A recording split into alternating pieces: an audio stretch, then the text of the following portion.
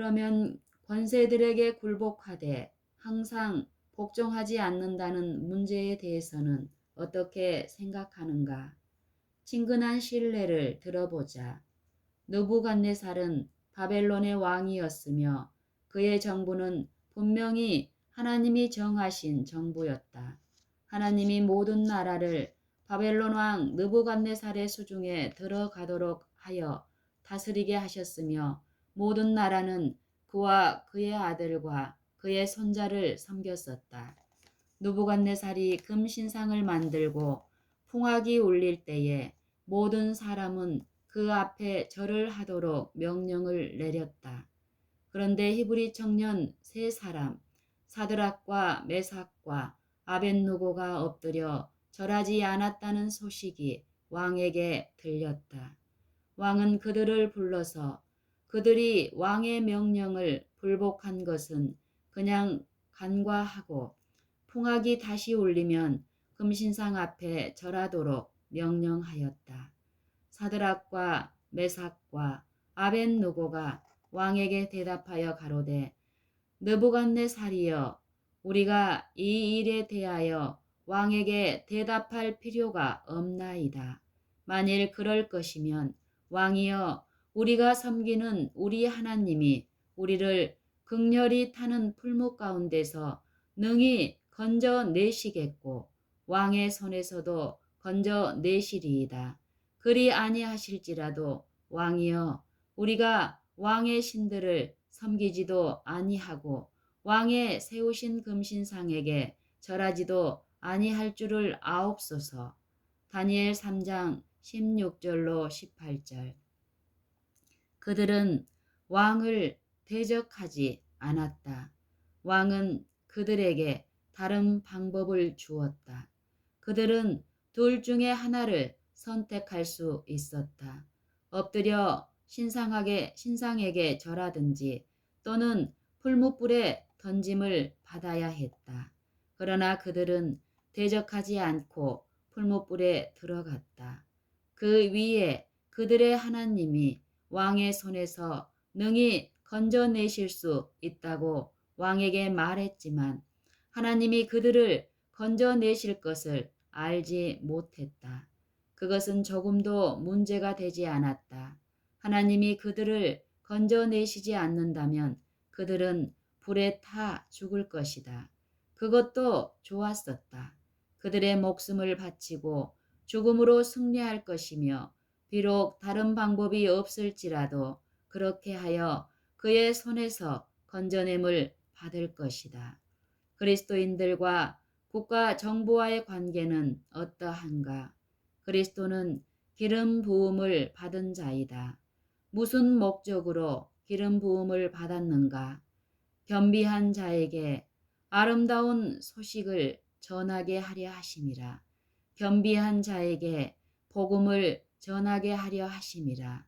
마음 상한 자를 고치며 포로된 자에게 자유를, 갇힌 자에게 노임을 전파하기 위해서였다. 이사야 61장 1절. 이 지상의 나라들이 선지자가 말한 대로 우리 주님과 그리스도의 나라가 될 때가 있을 것이다. 시편 2장에서 내게 구하라. 내가 열방을 유업으로 주리니 내 소유가 땅 끝까지 이르리로다. 라고 하였다. 시편 2장 8절. 그는 열방을 어떻게 하실 것인가? 열방을 깨트려 부수신다. 그때가 아직 오지 않았다. 그러므로 중보자이신 그리스도는 지상 정부들과는 조금도 관계가 없으시다. 그의 나라는 사람들의 마음에 있는 영적 나라이다.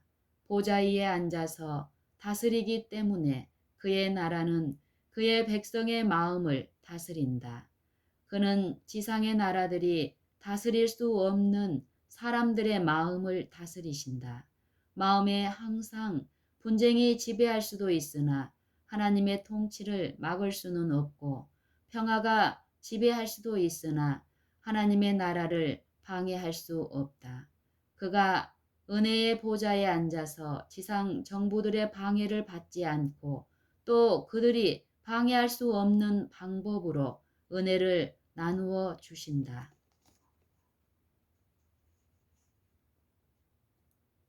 이 세상의 대인들은 다른 사람들 위해서 군림하지만 그리스도는 그의 백성들 가운데서는 그런 일이 있어서는 안 되며 오히려 백성들 가운데서 위대하고자 하는 자는 만인의 종이 되라고 말씀하셨다.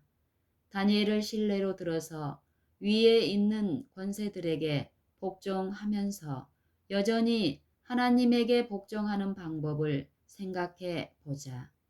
법령이 통과된 후 30일간 다리오 대왕 외에 어떤 신이나 사람에게 기도하는 자는 누구를 막론하고 사자굴에 던져 넣기로 하는 법령이 제정되었다.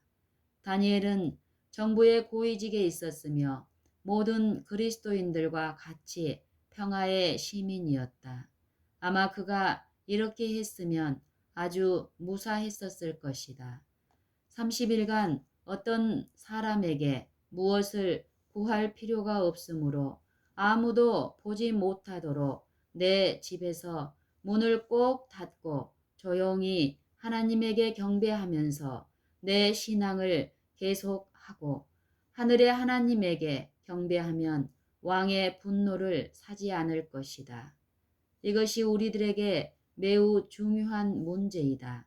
박해가 우리에게 다가오려 할 때에 주일 중 첫날에 지금까지 일터에서 공공연하게 하던 일을 중지하고 남이 보지 않도록 집에서 조용히 할 것인가? 그렇지 않으면 다니엘과 같이 해야 할 것인가? 그는 창문을 열어놓고 하지 말라고 금한 일인 하늘의 하나님에게 기도를 드렸다. 그는 창문을 열어놓고 하지 말라고 금한 일인 하늘의 하나님에게 기도드리는 일을 드렸다. 그런 일을 하면 사자굴에 던져진다는 법령이 통과되었지만 아랑곳 없이 원수들이 볼 수 있도록 창문을 활짝 열어놓고 기도를 드렸다. 핍박을 두려워하며 다른 사람이 보지 않도록 집에서 가만히 일할 때에 우리의 빛을 말 아래에 숨기고 있지 않는가? 무모한 짓을 할 필요가 없다고 말하는 사람도 있다. 그것은 사실이다. 그러나 우리가 다니엘과 같이 한다면 무모한 사람이 되는 것인가? 다니엘이 잘못했다고 말할 것인가?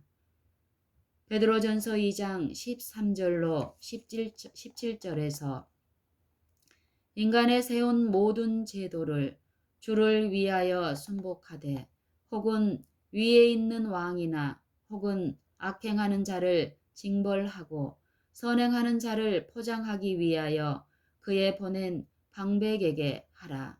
곧 선행으로 어리석은 사람들의 무식한 말을 막으시는 것이라. 자유하나 그 자유로 악을 가리운 데 쓰지 말고 오직 하나님의 종과 같이 하라. 뭇 사람을 공경하며 형제를 사랑하며 하나님을 두려워하며 왕을 공경하라. 이 말씀은 로마서 13장의 말씀과 같음을 7절에서 볼 수 있다. 베드로는 이 같은 원칙을 작은 일로 생각하고 왕에게 복종할 것을 말한 바로 후에 종이 그들의 주인에게 복종할 것에 대해서 말한다. 만일 우리 자신이 한 주인 아래 있으며 그 주인이 한 명이든 수백만의 종을 다스리든지 간에 상관이 없다. 모두 주인 아래 있어야 한다. 그러나 주인이 나쁜 사람이어서 자기 아래에 있는 사람들에게 악한 일을 하라고 시킨다고 하면 어떻게 할 것인가? 애매히 고난을 받아도 하나님을 생각함으로 슬픔을 참으면 이는 아름다우나 죄가 있어 매를 맞고 참으면 무슨 칭찬이 있으리요. 오직 선을 행함으로 고난을 받고 참으면 이는 하나님 앞에 아름다우니라. 베드로전서 2장 19절 20절. 만일 어떤 사람이 나쁜 주인 아래 있으면서 그 나쁜 주인이 시키는 대로 모든 일을 한다면 그 일로 무슨 고난을 받을 수 있겠는가? 그는 주인의 손에 있는 자유의지를 가진 종이다. 그러나 주인이 시키는 대로 악한 일을 하지 않기 때문에 고난을 받는다.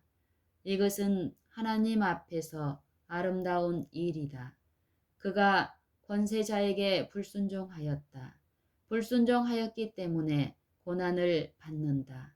그러나 그는 선한 일을 위하여 고난을 받는다. 만일 그가 그 악한 주인에게 순종한다면 하나님에게 불순종하는 것이 된다. 이것은 잘못된 일이다. 그러나 주인이나 정부의 악한 명령을 불순종하여 매를 맞고 참으면 그것은 완전히 올바르고 하나님 앞에 아름다운 일이다. 사람이 선한 일을 위하여 고난을 받는다는 사실은 바로 그가 하나님의 종으로 인정을 받는다는 것을 말해준다.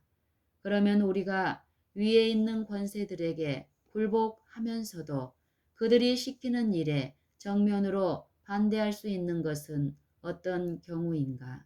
매를 맞지만 그들이 시키는 악한 일을 하지 않는 때이다. 우리는 그리스도인으로서 최고의 권세인 하나님, 오로지 그에게만 충성을 한다.